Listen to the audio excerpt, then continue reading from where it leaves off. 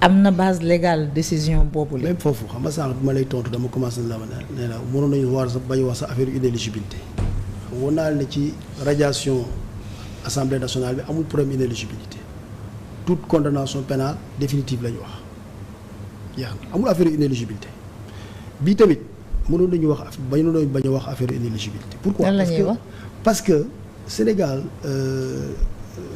droit des collectivités locales bi ni mu demee des collectivités territoriales mooy dañu aménager pouvoir yu bëri sur les maires et les présidents de conseil départemental mooy li ñuy wax le régime disciplinaire des élus locaux pouvoir central bi dafa am ay prérogatives yu bëri du ko nag exercer souvent su amee ay enjeux souvent la ñuy génne yooyu te bi ñuy def acte 3 de la décentralisation yokk nañu compétence su collectivités territoriales yi redistribué waat nañu carte bi simplifié def commune département yokk nañu sax moyens yi nga xam ne dañ koy jox collectivités locales yi waaye renforcer wuñu statut des élus locaux loolu moo tax fii mais le plus simple c'était juste de les révoquer par décret. ñu révoquer ko par décret. c'est plus simple. Et il n'y aura pas de problème d'inéligibilité. Après, on va venir dans l'inéligibilité. Mais sur quelle base parce que le maire par décret? Non, parce que le maire soo ko jëlee li ma la wax dañu fragiliser statut mën nga jaar par le code électoral mën nga jaar par le code des collectivités locales. Fii hypothèse 1 ñu ngi jaar par le code des collectivités par le code électoral xam nga dañu ne à toute époque le texte dit soo ko liiraatee à toute époque. waaw dama dégg naa ñuy wax ne mon collègue d'ailleurs mon ami Moussa Bokar Thiam était là hier je l'ai suivi il a été brillant vraiment percutant mais il disait que le code électoral ne s'applique plus le code électoral continue à s'appliquer jusqu'à la fin du mandat saa yu amee benn inéligibilité boo xamante ni découvrir nañ ko mun nañ ko génne opposer ko élu bi déchoir ko. Le code électoral s'applique jusqu'à la fin du mandat. À toute époque. arrêté wul ci période électorale. dégg texte bi dafa ne à toute époque. 277 waaw dafa ne à toute époque. Voilà dafa ne prévu par la loi peut être à toute époque. À toute époque. Déclaré démissionnaire. Ouais, parce que mën nga ko nëbbu duñ ko gis nga nëbbu ko duñ ko gis mu toog bi caag feeñ ñu ni ndekete kon ki affaire bi feeñ naa moo tax ñu ne à toute époque léegi nag loolu su feeñee attention inéligibilité c'est un juge qui l'atteste qui le constate ou même qui le prononce comme peine complémentaire par exemple foofu amul problème mais su ko juge bi nag waxul effectivement foofu c'est une autorité administrative qui peut la constater c'est le cas en l'espèce. Dans le cas de Barthélémy Diaz le juge n'a pas prononcé son inéligibilité comme dans le cas Karim Wade. Exact. À l'époque. Parce que c'est l'article 34 du code pénal souvent le juge doit prononcer l'appel mais dans la pratique les juges ne le prononcent pas parce que les juges aussi ne veulent pas se mêler de politique bëgguñu condamner ba pare wax ne oui d'ailleurs vous êtes inéligible ñu ne gis nga juge bi utiliser nañ ko pour rendre quelqu'un inéligible moo tax duñ ko wax souvent quand même il y a des peines yoo xamante ne su dépasser benn quantum bi c'est obligatoire. Mais autorité administrative aussi mën na tirer les conséquences de la condamnation pénale et puis mu conclure à l'inéligibilité de la personne concernée. Mais il y a un mais là c'est contestable. C'est un acte provisoire qu'il prend moo tax ñu ni sauf recours devant la cour d'appel donc préfet bi li mu def pour man def na ko parce que dama dégg ñu ne préfet warul révoquer maire bi non révoquer wu ko dafa constater l'inéligibilité ou sa présumée inéligibilité. Et déchoir que sur cette base-là de son mandat de conseil. C'est attaquable. Municipal. C'est pas un acte définitif. Non, c'est pas un acte définitif. Moo tax le maire Barthélémy Dias l'a attaqué. C'est un acte provisoire. C'était passé avec Aïda Mbodj. C'était un problème de cumul de mandat. da mu nekk président du conseil régional. Très bien, départemental. Départemental bu un mandat de plus. Le représentant de l'État, en l'occurrence le préfet de Bambey, a constaté la perte du troisième mandat. C'était une décision politique aussi.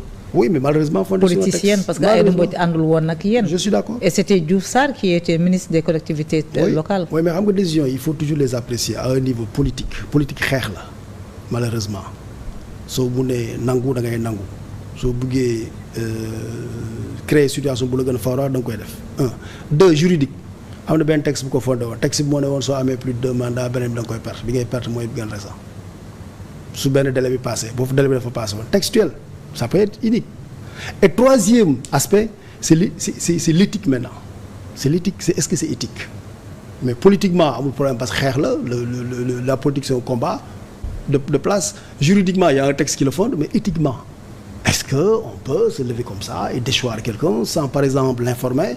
On aurait pu aller peut-être l'informer en lui disant que oui ce délai bi passé na choisiral sinon etc. Donc éthiquement maintenant pour revenir à ce que vous disiez tout à l'heure, article 277 bi su fekkente ni dafa am benn électeur bu ko def, le représentant de l'État il est saisi, mais il interprète la loi, constate l'inéligibilité, mais attention, son acte n'est pas un acte définitif. Moo tax ma ne république c'est loi et élégance.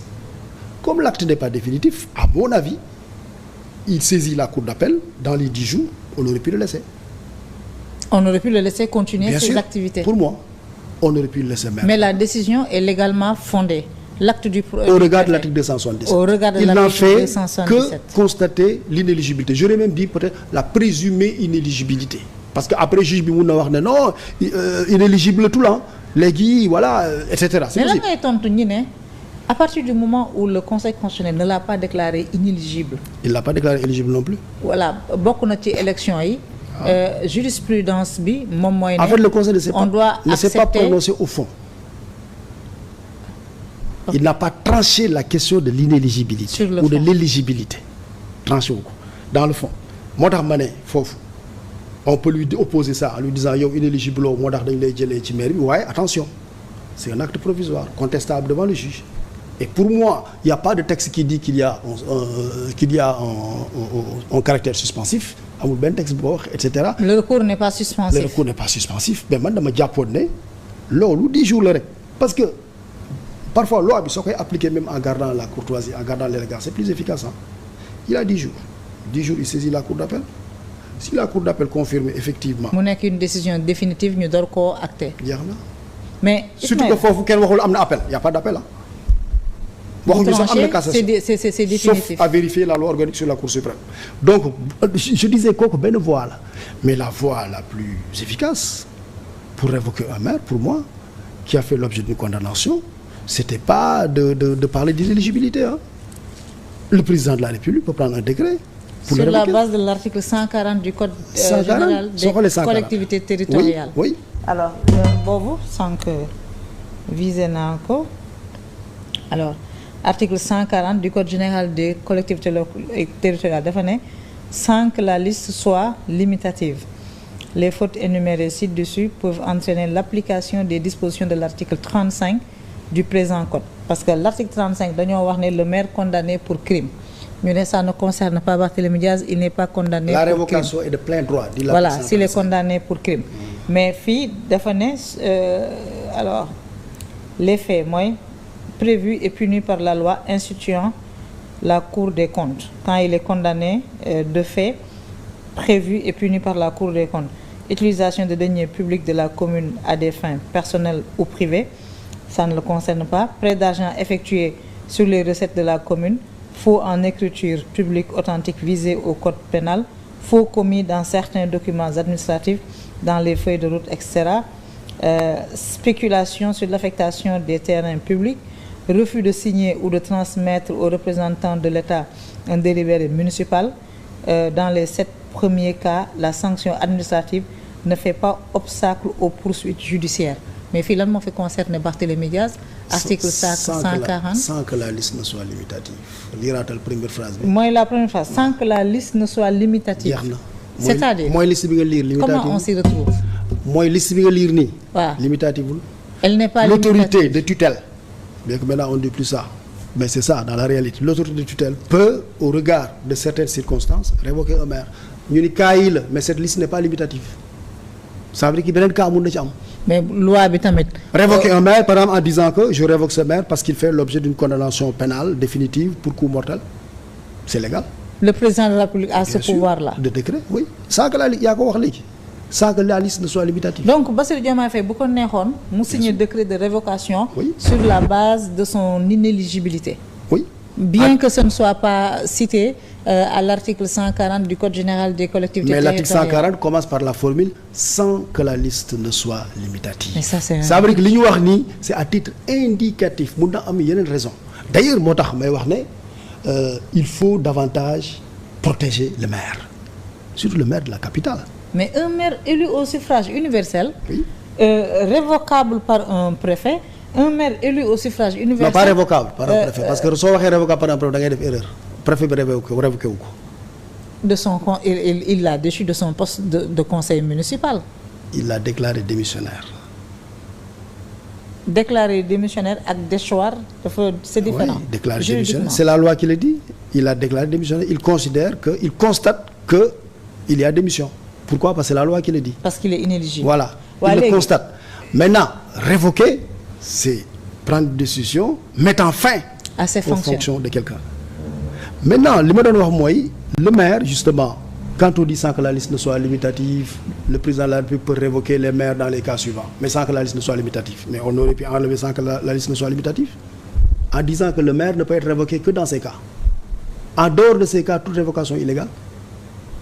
La loi n'est pas... Exact, mais la loi est ouverte, claire. Elle est flexible. Non, elle est claire. Mais ça, c'est un vide juridique. Elle veut protéger... Non, c'est pas un vide juridique. Au contraire, elle veut protéger le pouvoir de sanction du président de la République sur les maires. On a arrêté 2 occasions ou 3 pour protéger davantage le maire. Première occasion, c'était l'acte 3 de la décentralisation. Il y a une compétence collectives locales, il y a moyens, indi département, etc. Mais maire, il a un régime disciplinaire. Mais il faut que nous protéger davantage. Mais il y a le président du comité de pilotage. Exact. Décision de régime, décision d'État. C'est l'État qui fonctionne. À l'époque, on avait mis par exemple dans les textes que pour être maire, il faut un diplôme brevet. Mais on l'a enlevé en disant non. Décision de régime. Oui, décision d'État, décision de régime. Donc il y a plein de choses. Mais est-ce que tu sais assise, bien sûr. Que mais bien sûr, tu rapport. Il y a même des moutures qui ont été mais oui. Et puis, donc je disais, bon, on a raté, moi 2013, 2014, deuxième occasion bien ratée, c'est quand on a consacré l'élection de la tête de liste comme maire et président du conseil départemental. En 2021. En 2021. Mais on a pensé qu'à l'élection. Au Sénégal aussi, on focus sur l'élection. On oublie le statut. Après, ça nous rattrape. Mais on aurait pu là aussi, le statut maire, surtout que les gens élire au suffrage universel direct. Maintenant, nous le président de la République, c'est un mini-président de la République dans sa localité. Oui, le maire de Dakar, il peut être une deuxième personnalité. Mais bien sûr. Non, c'est la première personnalité même de l'État décentralisé. Mais très bien, parce que le maire de Dakar, c'est pas n'importe qui. Mais il n'est pas protégé. Amoul immunité, amoul protection statutaire. Un président peut le révoquer facilement. Hein? Il y a des maires qui ont été révoqués. Hein? Moi, dans ma ville, il y a un maire qui a été révoqué. Là, à Dakar, le Khalifa Sall a été révoqué. Et donc, j'ai dit que là, on a raté cette occasion. Maintenant, bon, là, espérons que on va... Parce que bon, ça sert aussi à ça, l'expérience instruite.